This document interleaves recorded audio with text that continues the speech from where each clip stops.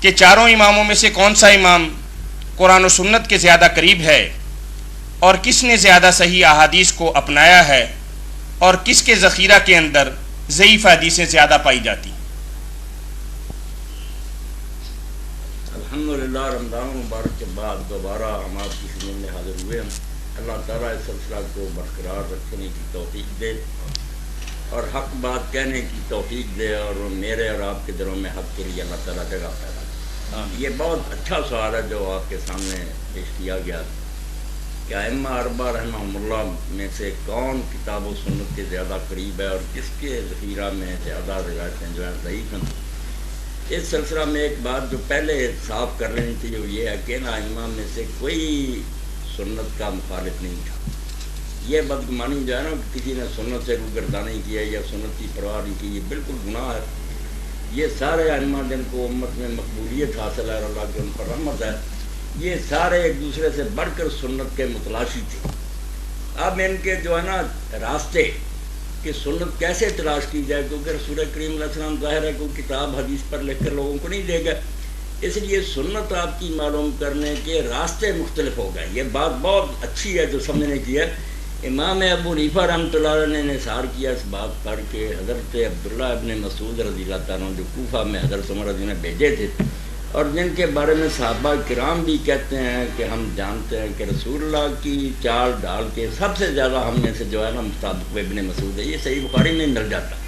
اب وہ کوفہ میں گئے، وہاں مدرسہ قائم کیا، ان کے شاگرد تھے آگے، تو امام ابو حنیفہ رحمۃ اللہ نے کہا کہ جس کے بارے میں حضرت عمر نے کہا تھا کہ اس کے علم کی مجھے بھی ضرورت ہے، مگر میں صرف اس لیے اظہار کر رہا ہوں کہ دین سکھانے کی ضرورت، اس لیے عراق والوں میں احسان کر رہا ہوں۔ اب انہوں نے کہا کہ یہ اور ان کے ساتھی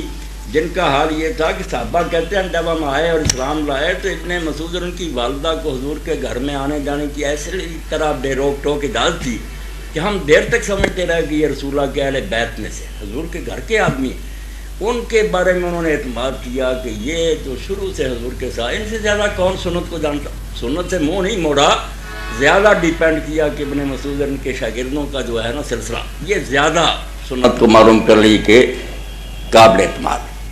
امام مالک رحمۃ اللہ علیہ نے اصول یہ بنایا کہ مسجد نبوی میں رسول کریم علیہ السلام نے 10 سال امامت کی ہے،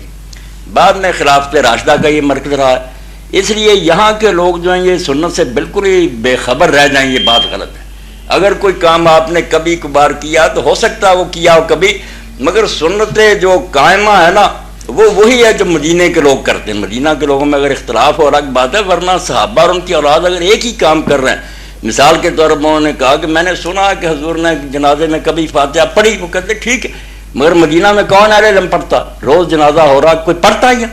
اس لیے مدینہ سارا ہی بے خبر رہ گیا۔ یہ عمل اہل مدینہ کو اپنے دور کے انہوں نے ترجیح دی کہ سنت کو معلوم کرنے کے لیے مدینہ والوں کے رواج سے بڑھ کر کوئی شے نہیں۔ مدینے میں حضور رہے ہیں یا خلفاء، اب آپ سنتے جائیں بات، سنت کو معلوم کرنے کے لیے جو ہے نا طریقہ کیا ہو۔ جب آئے امام شافعی رحمۃ اللہ علیہ، انہوں نے اس بات کو چھوڑ کر اہل حدیث والا نقطہ نظر اپنایا کہ ہم نہ مدینہ والوں کو دیکھیں گے، نہ ابن مسعود ان کے شاگردوں کو دیکھیں گے، ہمیں جو روایتیں پہنچی نا کہ فلاں کہتا میں نے فلاں سے سنا، فلاں سے سنا، حضور نے یہ کیا، یہ روایت جو ہے اس پر زیادہ انحصار امام شافعی نے کیا۔ پہلے نہیں لوگ کرتے تھے، پہلے اپنے شہر اور علماء پر اعتماد کرتے تھے، انہوں نے روایتیں لینی شروع کی کہ کسی شہر کی ہوں راوی پختہ دیکھے جائیں۔ اس لیے امام شافعی رحمۃ اللہ علیہ کو آپ سمجھ لیں کہ مسلک اہل حدیث کے وہ بانی ہیں۔ یہ جو ہے نا کہ روایت سے دین لیا جائے، اس کا آغاز انہوں نے کیا۔ اب وہ ابتدا تھی، تلاش کیا مگر رہ گئی چیزیں۔ ان کے شاگرد جو تھے پھر امام احمد ابن حنبل رحمۃ اللہ علیہ، ان کو بہت موقع ملا، پھر یہ شہروں میں گھومے، حدیث کو اکٹھا کیا، حتیٰ کہ امام شافعی رحمۃ اللہ علیہ استاد ہونے کے باوجود انہیں کہتے تھے کہ احمد اگر کوئی حدیث تیرے علم میں آئے صحیح تو مجھے بھی بتا دینا، کیونکہ تو نے اس سلسلہ میں زیادہ محنت کی ہے۔ اس لیے اگر تو روایتوں کو دیکھے نا کہ راوی جو ہے وہ زیادہ پختہ کس کے ہیں، کس نے زیادہ اس کو لیا، تو امام احمد ابن حنبل کا مسلک جو ہے یہ قرآن و حدیث کے زیادہ قریب ہے، بعد میں آئے ہیں، زیادہ محنت کی ہے۔ اور اگر لیں اس بات کو کہ سنت جو ہے نا کہ رسول اللہ کا طریقہ کیا، تو اس کو معلوم کرنے کے لیے وہ 2 طریقے بھی ہیں۔ کوئی عقل مند ان کو معمولی نہیں سمجھ سکتا کہ مدینہ والے جو سارے کر رہے ہیں نسل در نسل پہلی صدی میں، وہ بھی کوئی معمولی ویٹ نہیں ہے، اتنا وزنی ہے وہ بانٹ ہے کہ پلہ جھک جاتا کہ مدینہ سارا بھول گیا سنت. اور امام ابو حنیفہ اگر کہتے ہیں کہ یہ جو ہے ابن مسعود کے ساتھی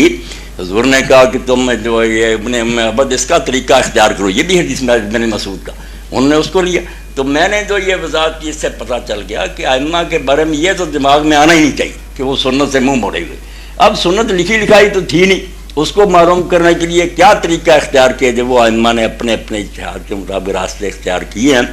اللہ ان سب کو جزائے خیر دے، ہمارے وہ محسن ہیں. اب ہمارے لیے یہ لازم ہے کہ ہم بجائے کسی ایک پر جمود کے ایک جم جائے. اب علم سب کا اکٹھا ہو گیا، ان کے دلائل بھی سارے مرتب ہو گئے، آ گئے سامنے کہ ابو حنیفہ رحمۃ اللہ علیہ کو کیا ملا تھا، مالک کو کیا ملا، وہ سارا آ گیا. اب جو ہے نا مثل مکمل ہو چکی ہے. ایمانداری سے اگر کوئی معلوم کرنا چاہے تو دفاتر میں سب کچھ آ گیا کہ کس کی حدیث صحیح ضعیف. ہمیں اب یہی کرنا چاہیے کہ سب کا احترام کرے، سب کا بلا تعصب پڑھے، اور بغیر کسی دشمنی کے جس کی بات وزنی نظر آئے اس کو لے لیں، مگر ساتھ ہی دوسروں کے لیے بھی اپنے دلوں میں گنجائش پیدا کریں کہ اگر وہ ہماری تحقیق سے مطمئن نہیں اور اپنے طریقے کو زیادہ سنت کے قریب سمجھتے ہیں تو ہمیں لٹ لے کر ان کے پیچھے پڑھنے کا کوئی حق نہیں.